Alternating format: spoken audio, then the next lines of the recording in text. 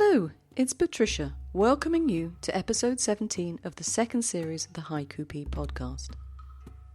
How are you? Today I have a treat for you. Well, a couple of treats, I hope. First off, I'm joined by Mark Gilbert from the UK for a chat about Whoku. Then, I'll introduce the next Renku.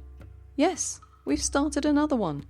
Can't wait to read you the first few verses. As always, check out the show notes for all the references and links for today's podcast. But for now, let's meet Mark. If you've read haiku publications, you will probably recognise his name. Of course, he's also a regular contributor here. Some time ago, he wrote to me about Whoku, something about which I know very little. But I love to learn and invited Mark to tell us about Whoku. And I'm very happy to welcome him today. Welcome to the podcast, Mark.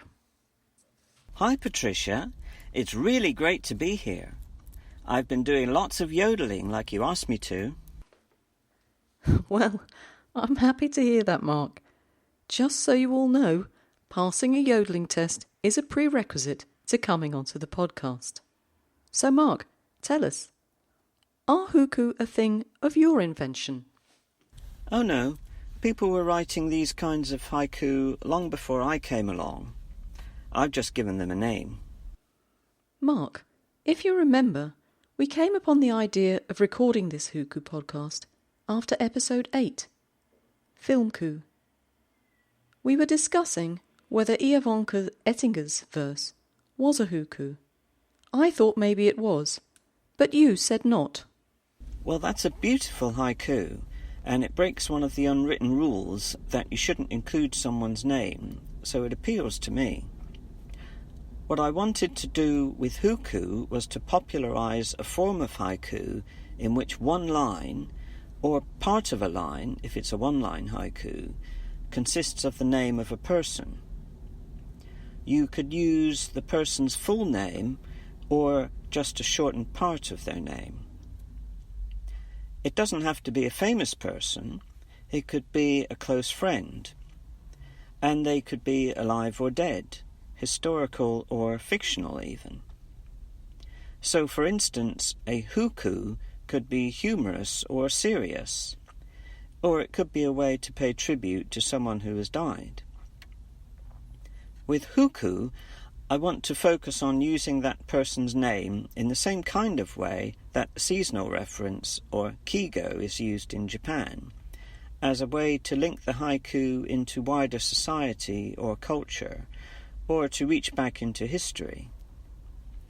The reason that I'm encouraging people to fill one line with the person's name is to encourage them to consider the whole of that person's life and cultural relevance, rather than just a small detail.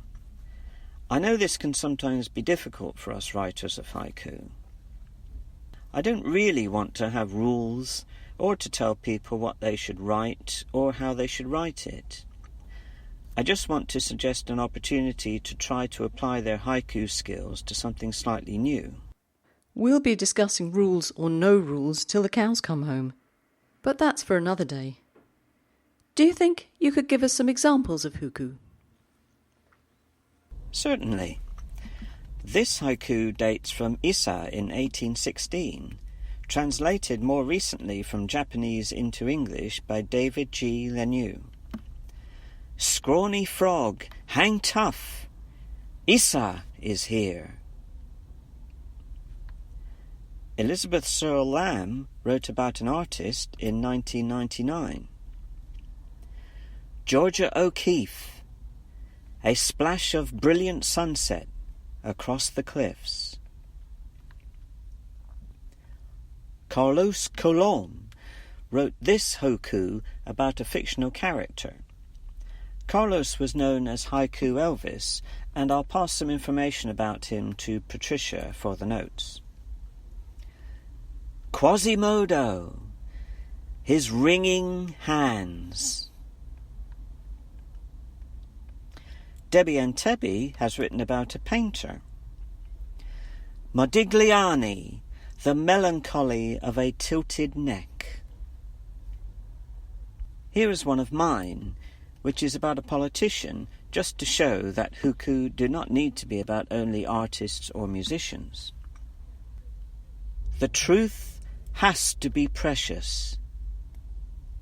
Nelson Mandela. And finally, this is from Patricia, written for a previous podcast on a different topic. Butterflies dance through the window. Puccini. Well, thank you, Mark. Mine was a little unexpected, especially since you included it with verses from people whose work I respect so much. I have to say, I know very little about Carlos Colon, but I shall remedy that. Mark, thank you. You've given us a new technique to experiment with. Just remember to think of this as a new way of expressing yourself, to allow you to try out different kinds of words in haiku. And most of all, remember to have fun. Absolutely, Mark. Haiku should be fun. Thank you once again for coming on the podcast. I hope you'll come back another day. Thanks for inviting me. Well, I enjoyed chatting with Mark. I hope you enjoyed it too. Before I go on to the new Renku, I just want to follow up on some feedback from episode 15, Coffee with Verbs. I very much enjoy the comments I receive after the podcast, so thank you to everyone who sent something, and keep them coming. Now, if you've listened to it, I was talking about verbs. I personally don't think they're necessary in a haiku, but other people disagreed, and some of you think I'm completely nuts in counting the number of verbs in my haiku. And maybe you're right. But I wanted to assure you that I welcome all styles of haiku and senryu on the podcast. I might write and ask you if you'd consider changing something, but I'm also most happy to be told, no thanks, I like it just the way it is. My goal here is to encourage people to write haiku and to consider what they're writing. I think Giddy Nielsen Sweep hit the nail on the head when she wrote to me saying, each haiku should be judged on its own merits, how it sounds is important, how it looks also, and whether it provides an image. She admits that there are other aspects that can be taken into account when writing your haiku. And towards the end of the year, I'll be talking in more detail about these aspects. Thanks to all of you who've already sent me their thoughts on the essence of haiku. I always welcome more. Don't be afraid to send me your comments. Well now, let's go to the Renku. Kim Russell wrote to me saying that she wished she'd had the time to take part in the first one. She also came up with the title of the first one. Take a look, it's on the website. So I asked her to write the first verse, and Richard Bailey, who also came up with a great title for the first one, but was narrowly pipped at the post, writes the third verse. I'm writing the 2-line verses at the moment. If you want to read it, you'll find it on the website. Click on the Renku heading and then on Renku 2. So without further ado, let me read the first 4 verses. Marble steps sculpted by endless souls, a welcome chill. Mural tablets, how ancient my son's name. Wind in the willows, unanticipated storm, green blades impaling. Will the night be dark, or give no shelter? I hope you're enjoying the Renku so far. What I love about it is reading how one verse sparks an idea for the next. So, sorry, but that's it for this week. Massive thanks to Mark Gilbert for joining me. Has he inspired you to have a go at writing haiku? Send some over to me, and perhaps I can read them out next month.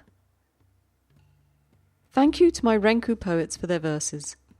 I do have some volunteers for the next few, but if you haven't expressed an interest in writing one yet, just drop me an email. Be warned, it gets trickier the longer you leave it. Now, just a reminder that you still have time to write verses for the Flowers podcast. Deadline's the 9th of September. Please submit by email It's much easier for me to keep track of things that way. So, it's goodbye from me. Thank you for joining me. Keep writing, and as Mark said, have fun, until we meet again in a couple of weeks. I think I have everything in the show notes, with Mark's help that is, but if something's missing, send me an email and I'll sort it out. Ciao!